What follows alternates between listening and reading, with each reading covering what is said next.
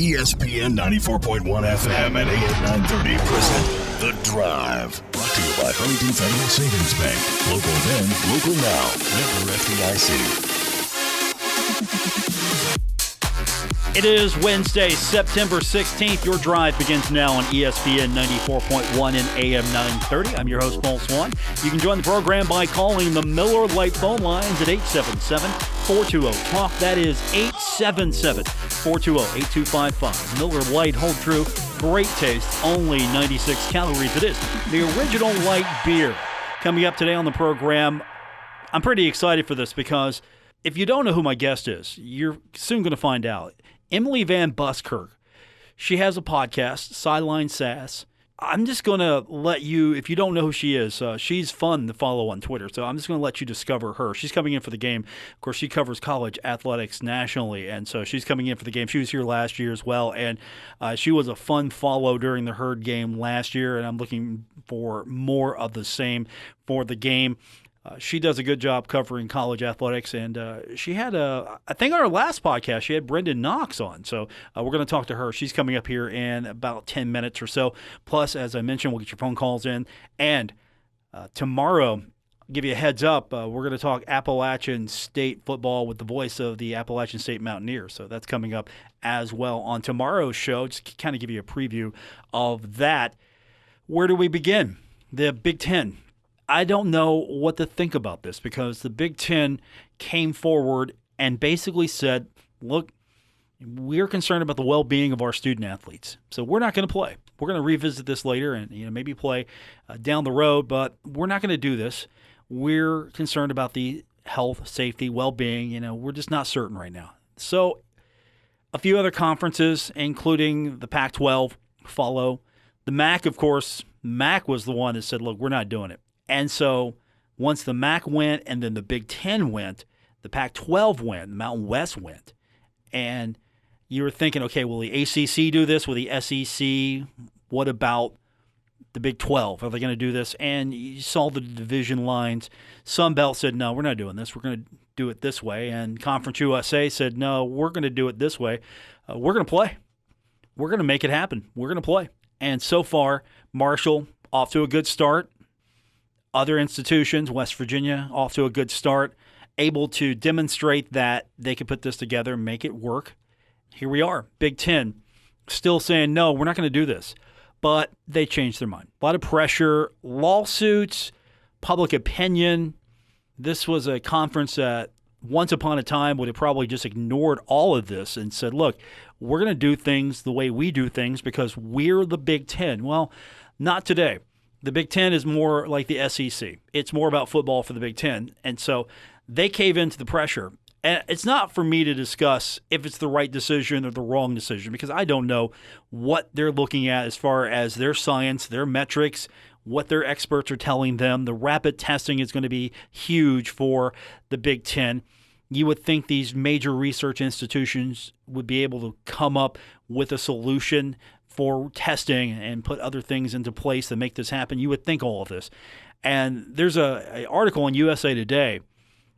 I don't know if it's opinion piece. It's biting because no expense will be spared to make sure that the Big Ten is able to rapidly test student athletes. But it was biting on USA Today's opinion piece because this is going to happen for the student athletes. This is going to happen for the football programs, but not for people who maybe really need testing. And so I invite you to read that piece just for a different perspective. But the Big Ten making the announcement that it's going to happen. October 24th is the date to allow for everything they want to do. They even want to have a conference title game because, well, they're now back in play. You've got the Pac-12 not playing, and right now physically, I don't know if they could get anything off the ground with all of the situations that are happening. Fires included. It's just not healthy right now to breathe the air in some spots of the West Coast. And so I don't even think they're thinking football. They can think football right now. But the Big Ten's coming out with their announcement they're going to play today. And then the Mountain West, they're announcing that they're working on daily solutions. Trying to figure out, okay, what can we do? Because the Mountain West probably wants to come back to play. So they're looking at their plan. They're going to try to, again, and it comes down to this. We talked about this before. Rapid response testing. And these universities and these athletic departments and these programs are not going to spare any expense to make sure that rapid response testing happens for their programs. I mean, Marshall's testing frequently. I mean, they're looking at rapid response testing here in the Big Ten and the Mountain West. And then you've got the Mid-American Conference. Mid-American Conference says, look, no. Because the MAC was the first to come out and say, look, we're going to cancel the fall sports season. The MAC comes out first, says we're going to cancel the fall sports season, and other conferences follow, but the MAC's not going to change course. The MAC comes out and says currently there are no plans to play a fall season in any sport. This is MAC Commissioner John Steinbrecher. The statement reads, we are focused on providing our fall student athletes meaningful, competitive experiences in the spring. So that's where we're at right now. Mountain West looking for a way to come back. The Big Ten coming back. The MAC not coming back. So you have all of these different avenues that are being taken. The Pac-12 just sitting there right now, like, what do we do?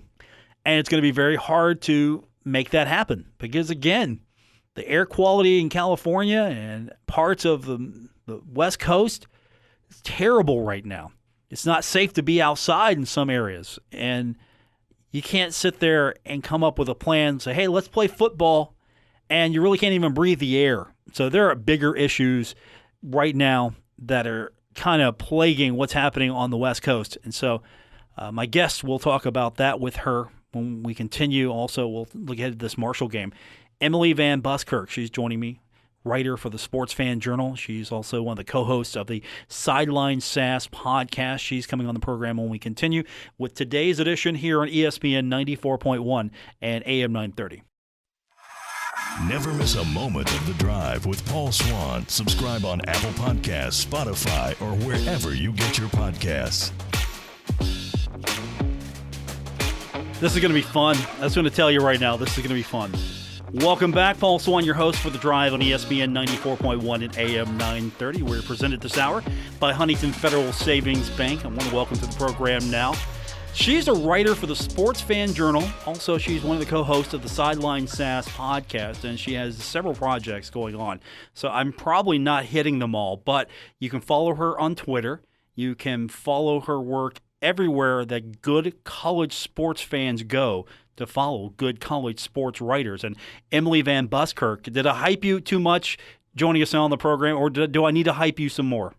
No, you're totally fine. I need very little introduction because I'm about to make a splash here. So I'm not going to reveal what our pre-show conversation was. Let's just say I'm excited for this because you hit town last year, and I'm sitting here thinking, man, what a missed opportunity for me to have you on the show, because you were all over social media with your love for Marshall in general. I gotta say, and obviously it's a big shout out to Chuck and Jason and everybody. As a traveling sports writer, especially last season, I was on this crazy cross country trip, and I went to so many different schools and environments. But Marshall, the athletic department is so helpful.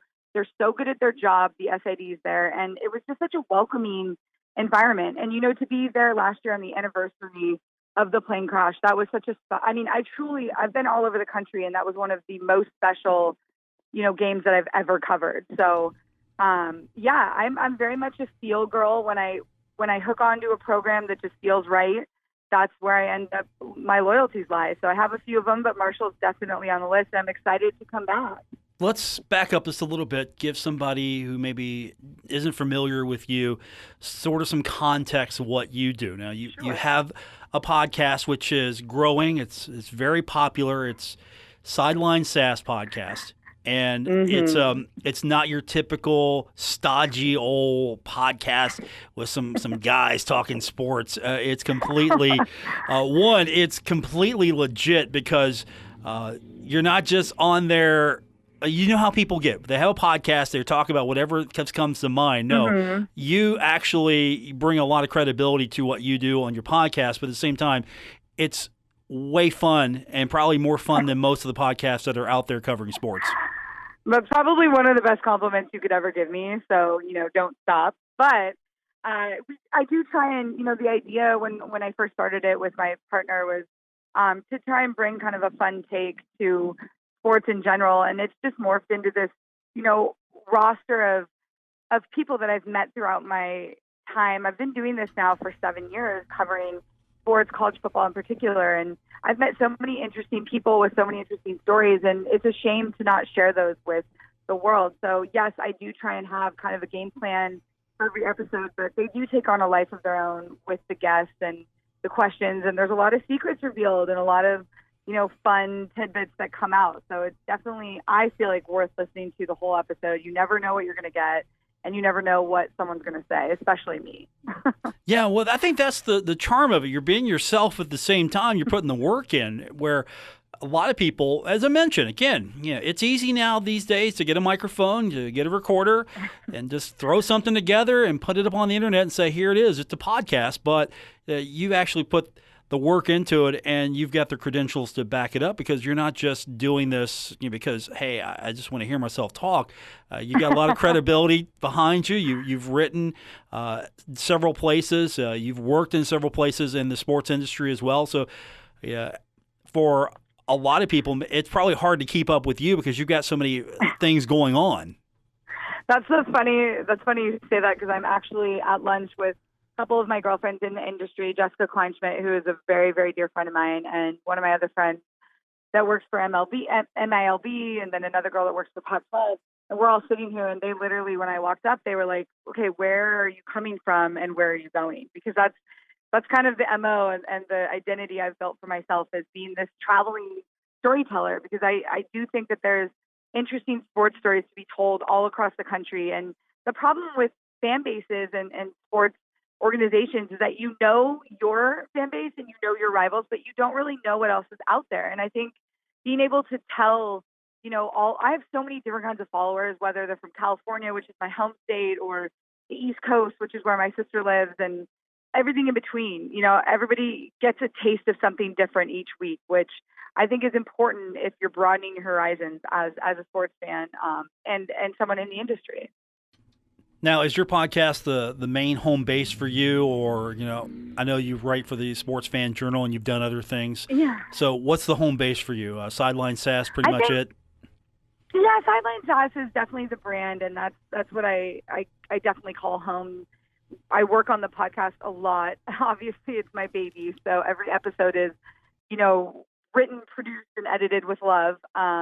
But I have to give a shout out to Sports Fan Journal and to Derek Barker, who I do a lot of work with. They've been so great in giving me the freedom to do these stories and kind of be all over the place and work with me and edit all this stuff. But I've really had stuff kind of everywhere. I've been on MSN Sports, and, back in the day I was on Fox Sports when I did my first story on Fox Sports with Christian McCaffrey's mom, Lisa, who is still a dear friend. And she helped me. She told me what Christian needed to do to win the Heisman. And I actually got to spend that Heisman with the McCaffrey family, both her and Ed and their other sons. And it was an incredible experience. So, I'm a little all over the place, but if you follow me on social, you'll always know where I'm going to be and where my work is. So that's like the best way to keep track of everything. Now, your social media account, let's just go ahead and put it out there now. It's fun. I think that's first way to describe it. It's fun. Okay. Some people have, I have my name, so Paul Swann. It's easy to find me, and because I'm putting this air of professionality out there. Okay. I think it's great. Yeah, it's and your personality is your screen name, and you kind of have a fondness for music. So it's sort of a meld of music and what you do in sports with your social. Honestly, this is my name. So MLM comes from, a lot of people don't know this, but I was a Division I athlete in college. I went to St. Mary's. I was recruited to run cross country on scholarship, and I ran for 2 years there. And then I played soccer. So when I was a freshman, I was very young. When I went to college, I was only 17 at the time. And it was the first time away from home. And I got a little crazy. We had some good times. And one of the things I would do is I would drink. And I had a bunch of guy friends on the soccer team. And I would get drunk and rap lyrics, particularly Eminem lyrics, because that was my favorite artist at the time. So my guy friends christened me MLM because it was a mix of Emily and Eminem at the time. And it just kind of stuck. And I've had that screen name ever since I started Twitter. I've used it as my handle for Instagram and everything. But the funniest part about it is that people often follow me thinking it's Eminem because they'll see it and they'll miss the L. And I've had like famous people follow me. For example, Shane Victorino followed me one time thinking I was Eminem, and I messaged him to thank him for the follow, and he realized the error of his ways and quickly unfollowed me. But it literally happens all the time, and I think it's hilarious. And I'm never giving this handle up because it's near and dear to me, and you're right, it's part of the brand. I love music. I was a DJ in my early 20s in San Francisco in the East Bay, so I'm never getting rid of it. But it's a good story. And plus, I remember last year you were grading the music at Jones C. Edwards Stadium. Yeah. I remember this. That is true, because I started a series called Confessions of a College Football DJ, and it actually started when I was at the Louisville Notre Dame game last year. And I noticed the music was so good, and so I had to figure out, who was doing that. And when they told me that it was a stadium DJ, I was shocked because I didn't think they used stadium DJs in college football. And lo and behold, it's actually a thing. So I did one at Clemson with DJ Shea, got to interview Dabo Swinney about it. And I did one at Cal. I did one at Utah. I just did one with the Army DJ, who is actually the original college football DJ from Rutgers. So that's going to be a fun story when I get that up. And I remember coming to Marshall and asking you guys, because the music was good, but there was no DJ. It was just a playlist that y'all cultivated and collaborated with the players and whatnot to build the good environment. And I think it was a pretty good job. I was impressed with the attention to detail and the care that the staff there at Marshall put into the music. Joining us on the program, Emily Van Buskirk, co-host of the Sideline SAS podcast. She's going to be in Huntington for Marshall and Appalachian State. You spoke to Brendan Knox a couple of weeks ago, and I think he was surprised as well about your music background. I think I really did shock him with all that stuff because he was not ready for those questions. Most people are asking these. That's what I love about having these players on the podcast and interviewing them, is because they get asked the same questions about football and their expectations for the season and everything that's going on. And obviously you have to ask that, but I like to get to know them as people too. They're kids and they like the same things that most kids like, music and pop culture. And we talked about TikTok, and he said who he thought would be the most likely coach to have a TikTok, which I thought was so funny. But I think I did surprise him a little with my musical knowledge, but he also opened me up to some songs. So I look to these guys to give me some new hits for my playlist. I like it. Coach not likely to be on TikTok, of course, is Doc Holliday. I'm still advocating for that. I think we will probably not see Doc Holliday on TikTok, but I think if your athletic department or if the Marshall Athletic Department could get something going with him in a TikTok, that would go viral because it would be hilarious. I'm still saying that there needs to be a coaches show where they read out players' text. Like, I was thinking about this the other day where they have to read and decipher emoji speak. I think that would be hilarious for some of the more veteran coaches. I'm pushing for this. He likes the Zoom meeting. I don't know if you listened in or heard his last Zoom, if they even kept that in there, but he commented to us. He said he's actually liking this Zoom better. One, because he doesn't actually have to see us in person. And two, I guess we're not asking as many questions. He gets out of there quicker. He's really taking to this finally. That's impressive. I was very curious how staff would acclimate to this digital form, but I've been pleasantly surprised with a lot of the coaches and everybody figuring out how to do all this Zoom. Because I remember the first time I got on there, it was not easy. So props to him for getting the hang of it quickly. But you know what? I still miss the in-person stuff. I think there's things that you can gauge from an in-person, interview and nuanced stuff that I miss personally as a journalist, talking to guys and seeing their physical reactions. You know what I mean? Like, it's not the same. Joining us on the program, Emily Van Buskirk. Her biggest project, of course, is Sideline Sass podcast, Sports Fan Journal. She's on social media, and she's coming to Huntington for Marshall and Appalachian State. So what made you decide this game? Was it the fact that you hadn't been to Marshall in a year? Appalachian State's coming in ranked. I mean, what made you choose Marshall for this particular week? Well, I want to be clear that I did try and come out for the season opener. I tried to come out for the first game, but I know that Marshall's athletic department was trying to figure out how to safely accommodate media, and so it was kind of a process, like a curve for them to figure that out. So after talking with Jason, I had been in New York, and I decided to stay at the Middle Tennessee game and then head to Miami after that. But as soon as I saw that there'd be an open weekend for me to come out there and see this matchup, I said I had to. So I texted Jason immediately and was like, I'd love to come out. And he's been great, so helpful getting out to this. I'm excited to see two top 25 teams. I'm having one of the, and don't hold this against me, Marshall fans, but I'm having one of the Appalachian State digital media guys come on my podcast. I don't know if you saw, they recently did a video with a player that was coming out of a river. Did you happen to see that? No, I don't think I have. Now I need to. Okay, I'm going to have to send it to you. But basically, like, the digital media departments are getting more and more clever. They're getting creative, and all these videos you're seeing in college sports are just becoming so advanced. And a part of that is hiring great creative people to create the content, whether it's video or social or photo.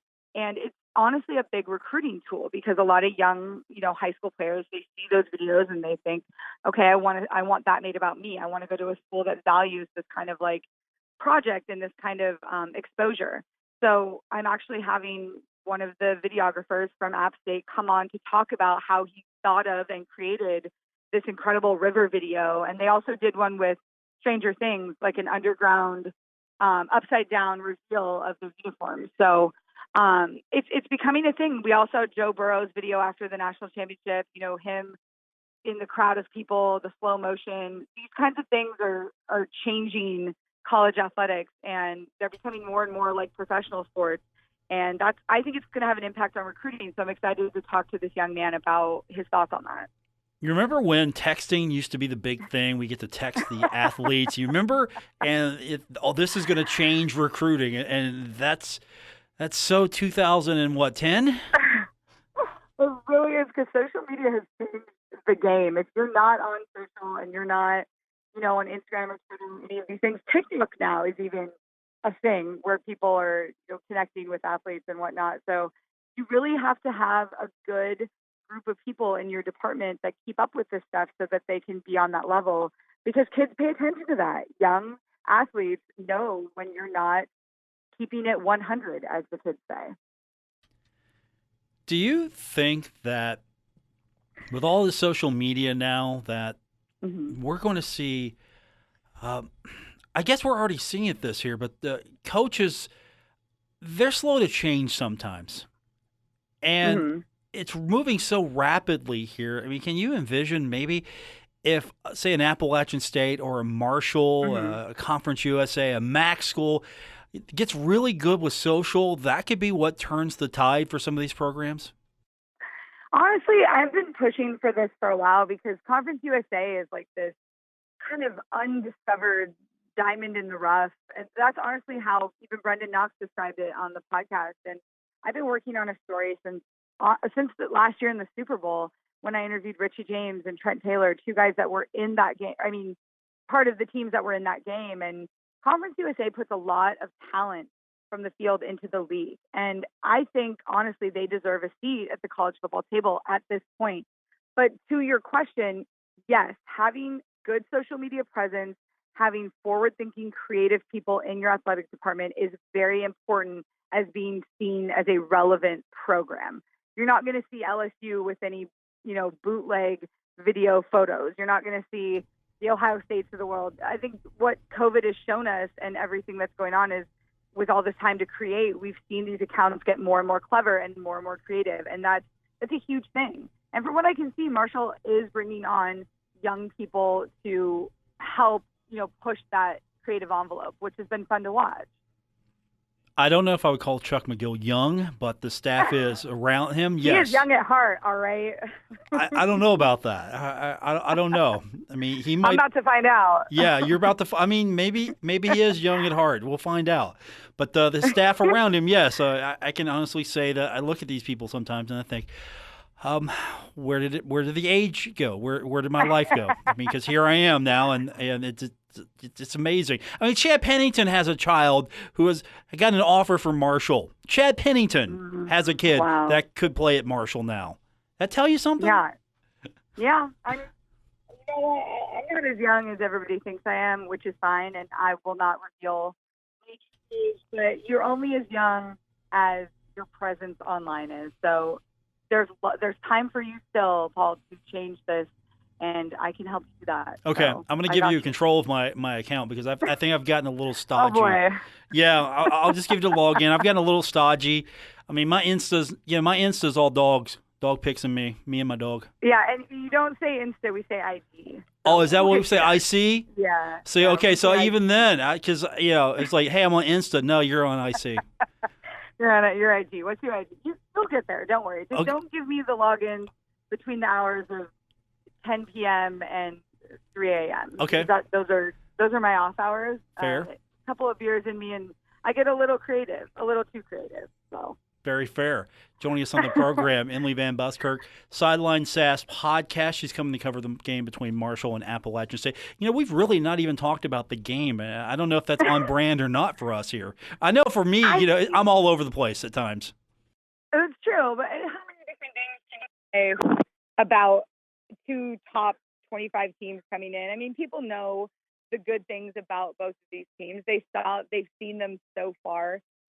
I don't know that there's anything I could say that would change people's minds about what's going to happen or that would change the narrative going in. And that's the great thing about it is now you guys have this huge platform, a 3:30 p.m. kickoff on national TV to plead the case. I mean, last time you played, nobody expected the quarterback situation to be what it was, and look what happened. So you have this opportunity, both teams do, to make a statement in this game. And honestly, neither you nor I nor any media pundit could predict exactly what's going to happen, which is why I don't try and do that.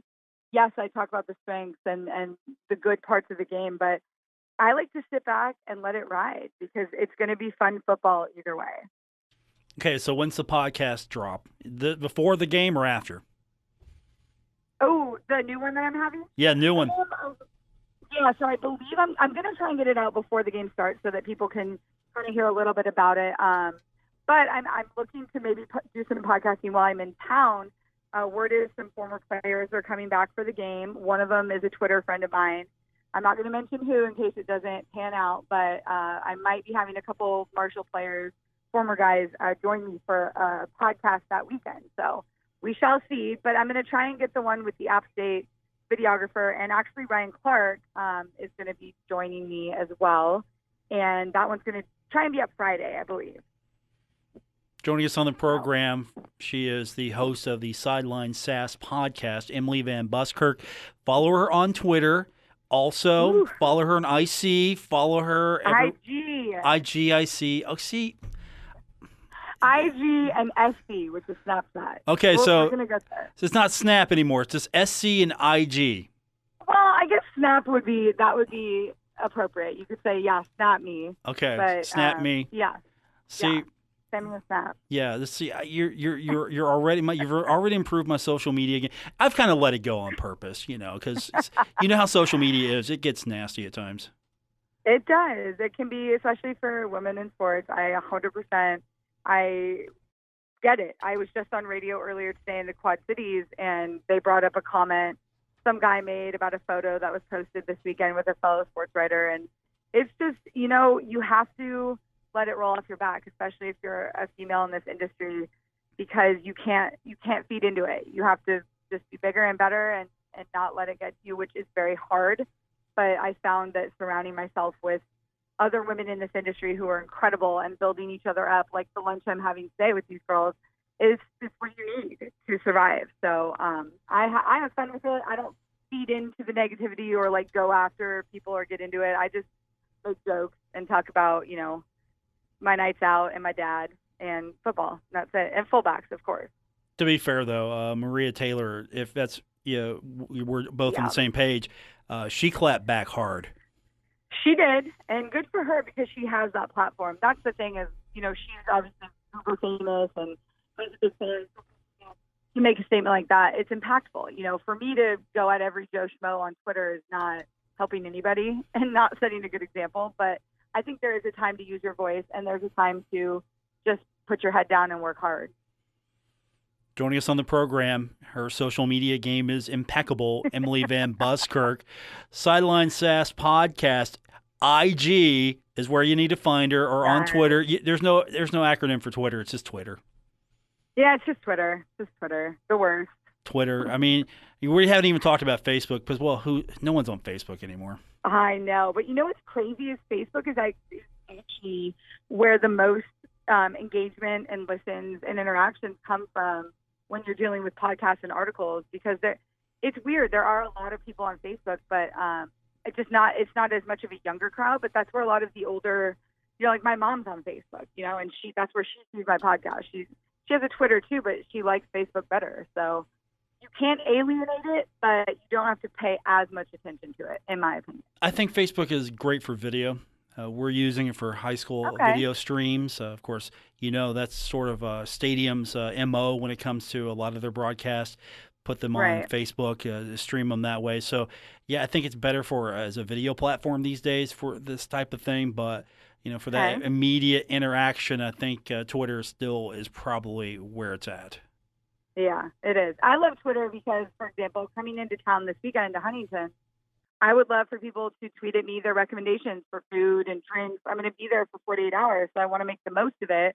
I love to experience all the special things that, college football towns have. So please, people, tweet at me. Let me know where I should get drinks, where I should eat, all that stuff. I would love to hear it. So I'll see you on game day. We'll all be socially distanced, of course, and it'll be quite different. It was quiet. That press box was quiet last game, so you might be changing it just a little bit.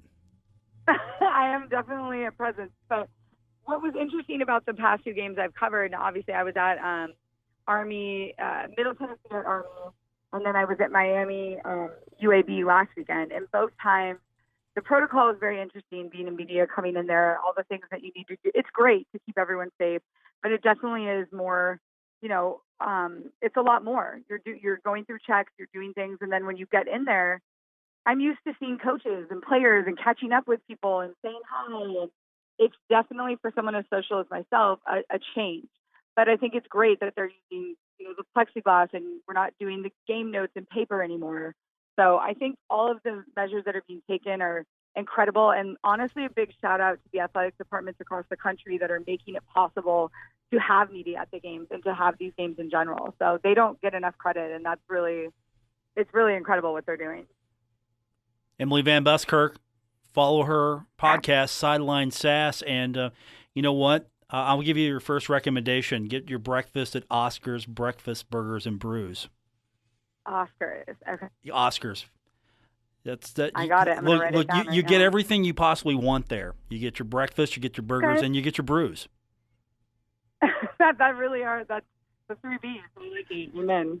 Exactly. That's it. I mean, that's on brand, I think, just a little bit. Yeah, I do love brews. I like breakfast. Burgers, I take it or leave it. Depends if it's really good. So we'll see. Okay, well, it's breakfast and brews then. I mean, you don't have to take all 3. There we go. I like the picking and choosing. There you go. Emily, I'll see you on Saturday. Thanks for doing this. I appreciate it. I really do. Of course. I'll see you Saturday. Emily Van Buskirk, writer for the Sports Fan Journal, and, of course, Sideline Sass Podcast. She is everywhere telling stories. And if you haven't heard the podcast yet, really give it a great listen. And I'll tell you this, Brendan Knox is hard to talk to because he's so shy. I mean, he's confident. He's not an introvert, but he's sort of quiet, and, Emily got some good stuff out of him. We will continue on with today's edition of The Drive here on ESPN 94.1 FM and AM 930. We're taking Paul Swann everywhere. Download or subscribe to The Drive with Paul Swann on Apple Podcasts, Spotify, or wherever you get your podcasts. So what we learned today so far was you don't call it Insta anymore. It's IG, just no Insta, IG. And Snapchat, you can say Snap, but it's SC. Welcome back to today's edition of The Drive here on ESPN 94.1 and AM 930. I'm your host, Paul Swann. We are getting you set for Marshall taking on Appalachian State. All this week. Tune in tomorrow. I'll have a conversation with the play-by-play voice of the Appalachian State Mountaineers, Adam Witten. He'll be joining me on the program tomorrow, so looking forward to that. And then on Friday, no show, heads up. We've got baseball, and then we've got high school football. All that's coming up on Friday. We'll keep you updated, of course, on social media as well. You can follow me on Twitter at Paul Swann.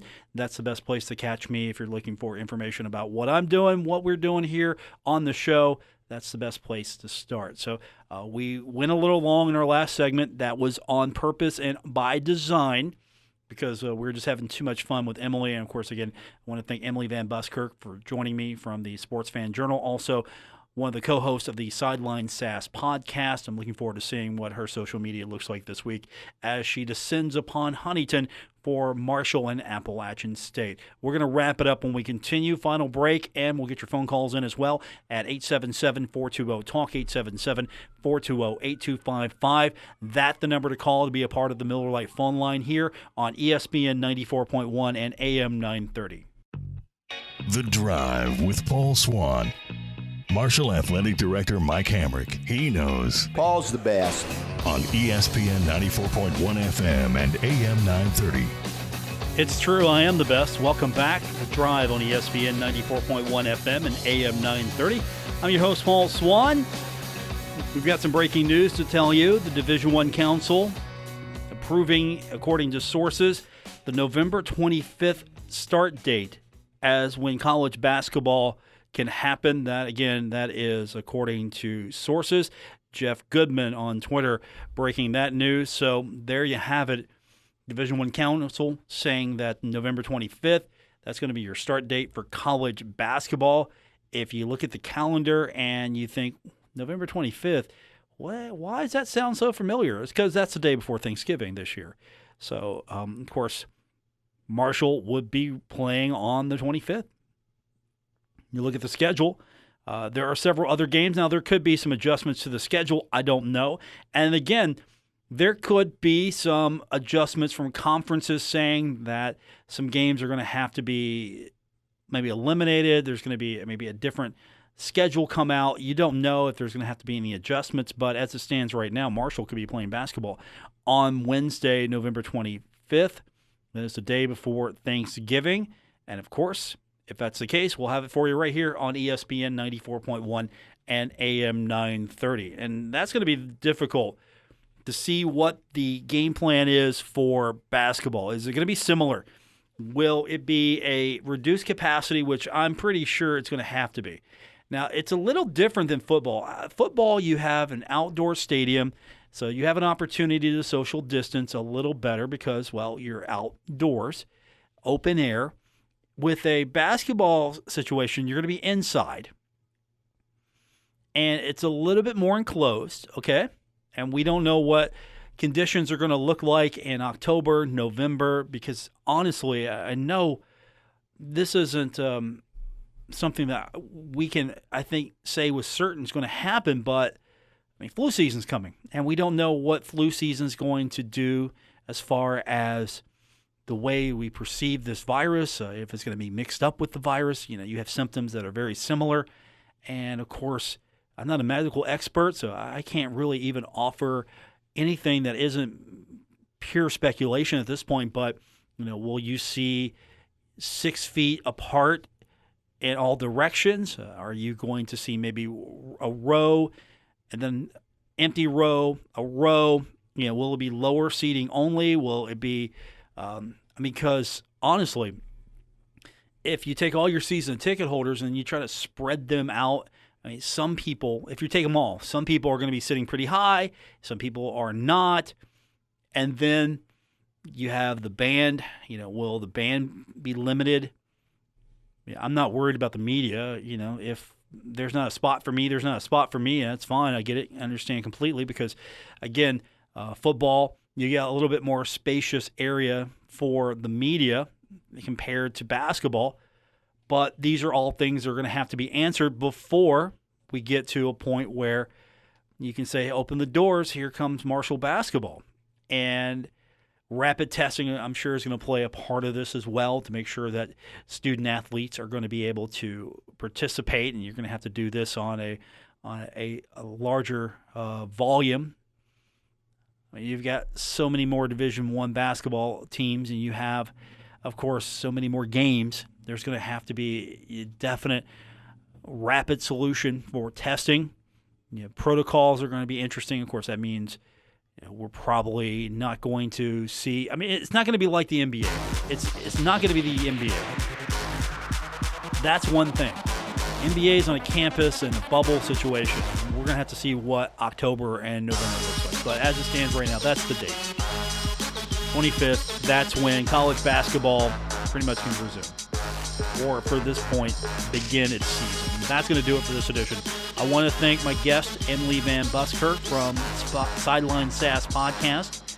Appreciate her coming on today. We really do. And we'll do it again tomorrow here on ESPN 94.1 and AM 930.